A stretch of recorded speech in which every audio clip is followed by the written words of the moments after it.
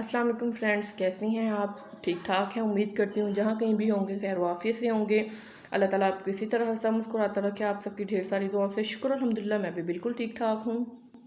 तो जी अपने व्लॉग का आगाज़ करते हैं। कल शाम को सॉरी नहीं दोपहर को मेरी नंद आई थी अपने बच्चों के साथ, क्योंकि सैटरडे सॉरी उनका स्कूल का ऑफ होता है, तो उस वजह से वो फिर रहने के लिए आई थी हम लोगों के घर पे। तो ये फिर नेक्स्ट डे कल का तो मैं फिर आपके साथ नहीं शेयर कर सकी थी कल की क्लिप सारा। तो मैंने फिर ना कहा कि मैं ना आज से ना ये सारा क्लिप आपके साथ शेयर करती हूँ।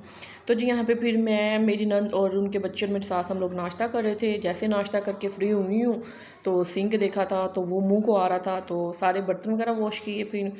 तो जी तो फिर जब बर्तन वगैरह वॉश करके तो साफ़ सफाई का फिर काम आ जाता है। वो करके तो फिर हम लोग फ्री हो चुके हुए थे। फिर साथ ही साथ हम लोगों ने लंच की भी तैयारी करनी थी। तो लंच फिर सारा दिन सोचो कि क्या पकाना है क्या पकाना है। फिर आखिरकार हम लोग को समझ आ गई कि हम लोग साग आज बना लेते हैं, क्योंकि सर्दियों की आमद है। तो सर्दियों के स्टार्ट में साग इस मौसम में आ जाता है। तो फिर शुरू के दिन में जो 4-5 दफ़ा खाया जाए वो खाया जाता है साग, तब ज़्यादा मज़े का लगता है। मुझे याद आ गया, अगर आपको मेरे पीछे बैकग्राउंड में अगर कोई आवाज़ें वगैरह आ रही होंगी तो उसके लिए मैं माज़रत करती हूँ, क्योंकि ज़ाहिर सी बात है बच्चे हैं तो उनको नहीं कर सकते, उनको जितना भी कर लो उन्हें बात नहीं आ रहा होता बच्चों ने। तो इस वजह से मैंने सोचा कि मैं आपसे ही माज़रत कर लेती हूँ, क्योंकि आप लोग भी मेरी फैमिली की तरह हो, तो आप लोग मेरी बात को समझ रहे होगे कि मैं क्या कहना चाह रही हूँ आप लोगों से।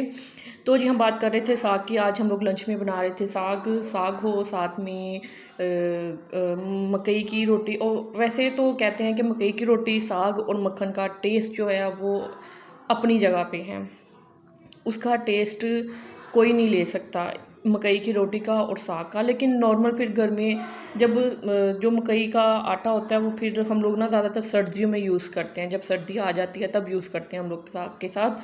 लेकिन आज हम लोगों ने कहा कि हम लोग घर की रोटी के साथ देसी घी और साथ में हम लोग साग खा लेंगे। लेकिन मज़ा आज भी काफ़ी आया था, क्योंकि नई नई सब्ज़ी है, नई नई सब्ज़ी का टेस्ट ही अपना होता है।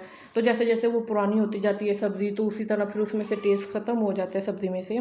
लेकिन बहरहाल फिर भी यूज़ तो करनी पड़ती हैं, क्योंकि फिर समझ ही नहीं आती कि बंदा क्या पकाए क्या खाए। तो जी फिर लंच यहाँ पे रेडी हो रहा था हम लोगों का, तकरीबन रेडी हो चुका हुआ था।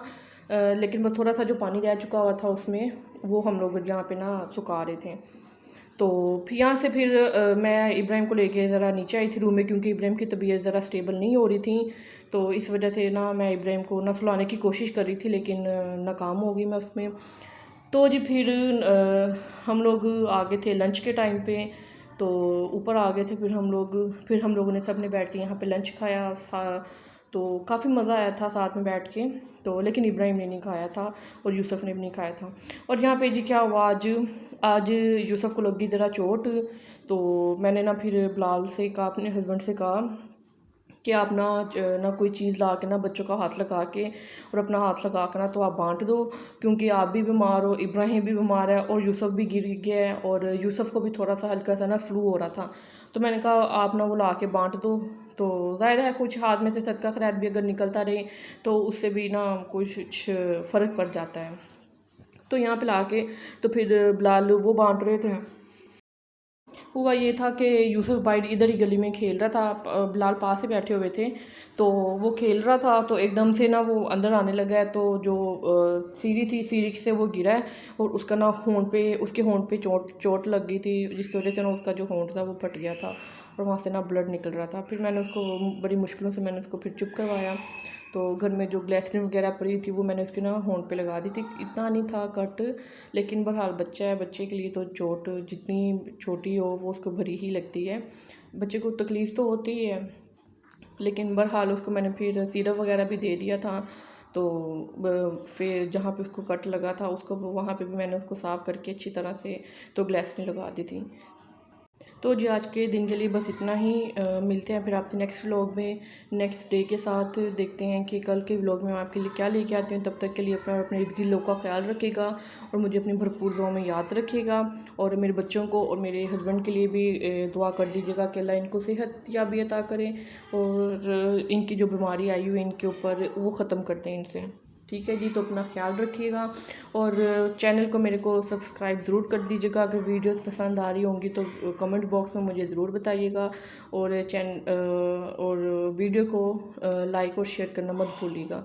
और जो व्यूवर्स मुझे नहीं देख रहे हैं उनसे रिक्वेस्ट है कि काइंडली मेरे चैनल को सब्सक्राइब कर दें और बेल आइकन को प्रेस कर दें ताकि मेरी आने वाली हर वीडियो का नोटिफिकेशन उन तक इजीली पहुँच जाए। मिलते हैं फिर आपसे कल। अल्लाह हाफिज़।